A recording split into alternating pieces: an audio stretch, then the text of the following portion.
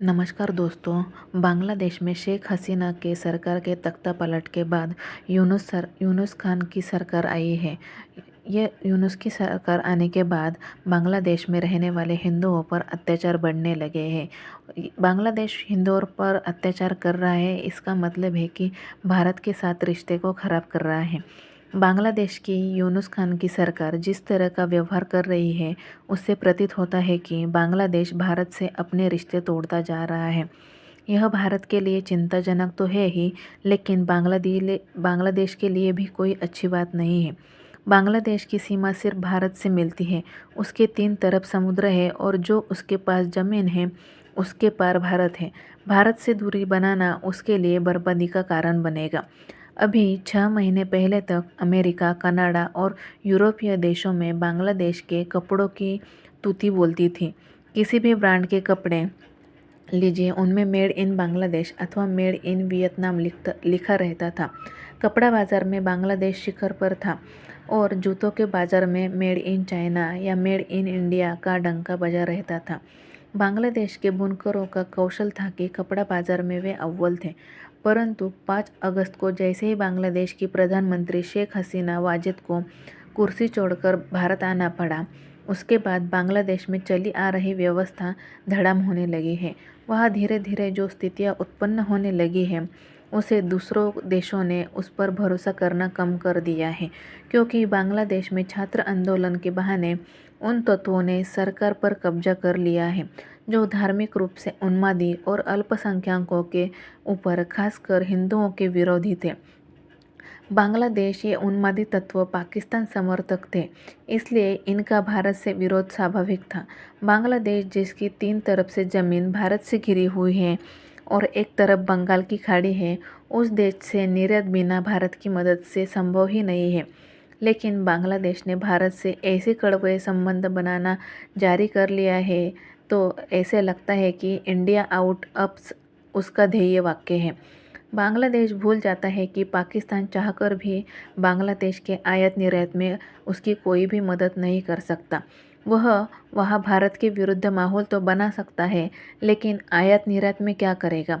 यह ठीक है कि 13 नवंबर से पाकिस्तान के साथ उसका सामुद्रिक संबंध बन गया है। इस दिन पाकिस्तान ने कराची बंदरगाह से एक मालवाही जहाज़ बांग्लादेश के चटगांव बंदरगाह पर पहुंचा दिया था, लेकिन इसका रूट इतना लंबा है कि व्यापार करना इतना आसान और सुगम नहीं होगा।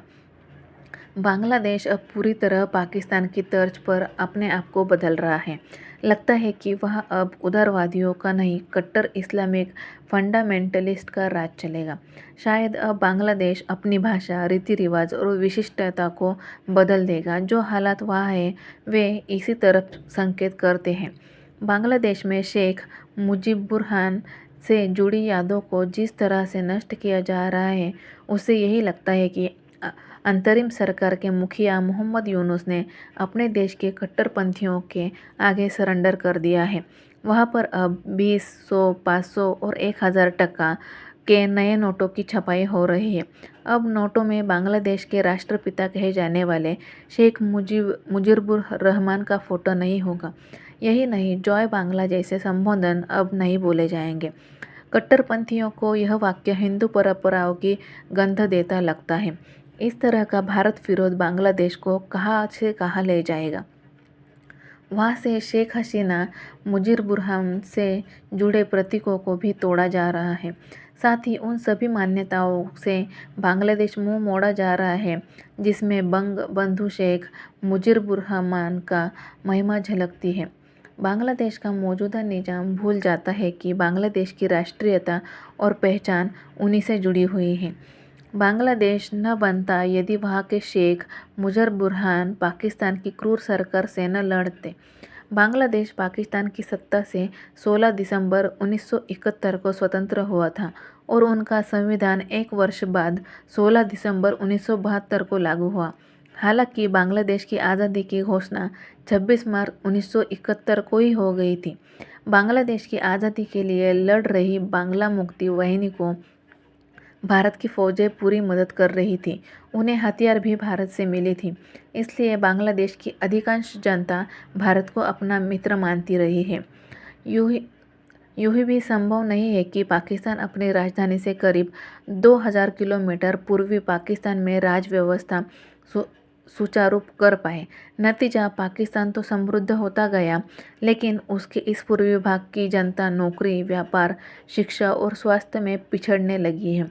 धर्म के आधार पर भारत से ही पाकिस्तान का यह बंटवारा हुआ था, परंतु धर्म क्षेत्रीय समाज की विशिष्टताओं तो उनके रीति रिवाज और उनकी बोली भाषा को खत्म नहीं कर सकता। बांग्लादेश अपनी बंगाली भाषा के कारण 2000 किलोमीटर दूर पश्चिम के पाकिस्तान से कोई निकटता महसूस नहीं करता था। पाकिस्तान के उर्दू भाषी हुक्मराव पूर्वी पाकिस्तान की बंगाली भाषा और रीति रिवाज की खिल्ली उड़ाते रहे। नतीजा यह हुआ कि 24 वर्ष बाद पूर्वी पाकिस्तान बांग्लादेश बन गया और पाकिस्तान के उसके सारे संबंध खत्म हो गए थे। अभी 13 नवंबर को कराची से चल रहा पाकिस्तान का एक मालवाहू जहाज बांग्लादेश के चटगांव बंदरगाह पर पहुंचा। भारत के लिए यह बहुत बड़ी चिंता की बात है। यदि बांग्लादेश और पाकिस्तान के रिश्ते सुधरते हैं तो नुकसान भारत को ही होगा। इस तरह भारत अपनी पूर्व व पश्चिमी सीमा पर शत्रुओं से घिर जाएगा और उसके निर्यात को भी भारी धक्का पहुंचेगा। पाकिस्तान से संबंध बढ़ाने का मतलब है कि बांग्लादेश हथियारों की खरीदी भी करेगा और परमाणु बम बनाने की डील भी वह पाकिस्तान से कर सकता है। बीबीसी ने बताया है कि Bangladesh retire arm forces officers welfare association की एक मोटी में प्रो शाहिदुज्जमा ने बात पर जोर दिया है कि बांग्लादेश को पाकिस्तान के साथ परमाणु करार करना चाहिए। यदि वह ऐसा करता है तो भारत को सचेत हो जाना चाहिए। बांग्लादेश ने पाकिस्तान से 25,000 टन चीनी आयात किए, जबकि पहले बांग्लादेश भारत से चीनी मंगवाता था। और यही नहीं कि भारत का कपास और भारत से पालतू पशु भी बांग्लादेश जाते थे, क्योंकि बांग्लादेश बड़े के मांस का सबसे बड़ा उत्पादक देश रहा है। बांग्लादेश की अंतरिम सरकार की जिस तरह व्यवहार कर रही है, उससे प्रतीत होता है कि बांग्लादेश भारत से अपने रिश्ते तोड़ता जा रहा है। यह भारत के लिए चिंताजनक है ही, लेकिन बांग्लादेश के लिए भी कोई अच्छी बात नहीं है। बांग्लादेश की सीमा सिर्फ भारत से ही मिलती है। उसके 3 तरफ समुद्र है और जो उसके पास ज़मीन है उसके पास भारत है। क्या बांग्लादेश ऐसे में भारत से 36 का आंकड़ा रखकर अपना अस्तित्व बचा लेगा या उसे खो देगा? यह लाख टके का सवाल है। भारत से दूरी बनाने के लिए उसके लिए बर्बादी का कारण बनेगा। इस समय बांग्लादेश में प्याज, आलू और घोर कमी है। भारत से उसे ये सामान जाता था। यही हाल चावल और गेहूं का भी है। अगर भारत ने बांग्लादेश को खाने पीने की चीज़ें न भेजी तो वहाँ भूखमरी फैल जाएगी। लेकिन मोहम्मद यूनुस सरकार के समय आलम यह है कि वहाँ के अधिकतर लोग किसी भी हालत में भारत से अच्छे संबंध नहीं चाहते। ये लोग पाकिस्तान के परस्त हैं। इनको लगता है कि पाकिस्तान ही उनकी मदद करेगा और वे लोग भारत को जवाब दे सकेंगे। उनके अनुसार भारत दक्षिण एशिया में अपनी दादागिरी दिखाता है, लेकिन यह उनका भ्रम है। पाकिस्तान उनकी किसी भी तरह से मदद नहीं कर सकता। अगर पाकिस्तान की मदद से उसने परमाणु बम लिया तो पश्चिमी देशों का ऐसा ज़बरदस्त प्रतिबंध झेलना पड़ेगा कि उसका अस्तित्व भी खतरे में पड़ जाएगा। आपकी इस वीडियो के बारे में क्या राय है, ये कमेंट में ज़रूर बताइए। अगर वीडियो अच्छा लगा हो तो वीडियो को लाइक, कमेंट और चैनल को सब्सक्राइब ज़रूर कीजिए।